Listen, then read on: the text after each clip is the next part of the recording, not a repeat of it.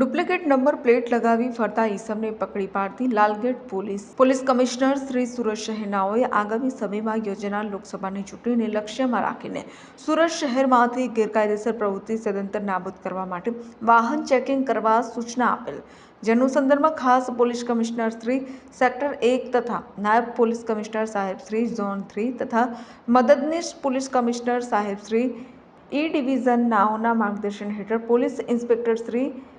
NM Chaudhary નાઓએ police station વિસ્તારમાં વાહન ચેકિંગના પોઈન્ટ ગોઠવી વધુમાં વધુ પોલીસ સ્ટાફનો ઉપયોગ કરી અસરકારક વાહન ચેકિંગની કામગીરી હાથ ધરેલ હતી, જેમાં ગઈ તારીખ 27/4/2024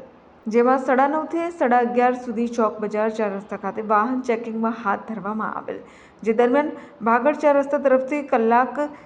11:30 વાગ્યાના સુમારે એક સફેદ કલરની સ્કોડા ઓક્ટિવિયા ગાડી આવતા તેને સ્ટાફના માણસોએ ઇશારો કરી સાઈડમાં ઊભી રખાવી ચાલકને ગાડીમાંથી ઉતારી પ્રથમ RTO નંબર જોતા JJ05RW0811નો જણાય અને ગાડી ચેક કરતા શંકાસ્પદ લાગતા ગાડી કબજામાં લઈ પ્રાથમિક તપાસ કરી તપાસના અંતે ગાડી ઉપર JJ05RW0888ની ખોટી નંબર પ્લેટ લગાડેલ હોવાનું ફલિત થતા ચાલક વિરુદ્ધમાં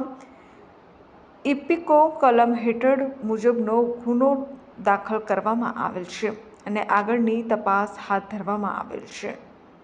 સમાચારોના સતત અપડેટ મેળવવા માટે અમારી ચેનલને સબસ્ક્રાઇબ કરો અને જોડાયેલા રહો ફેસબુક, ઇન્સ્ટાગ્રામ અને ટ્વિટર પર।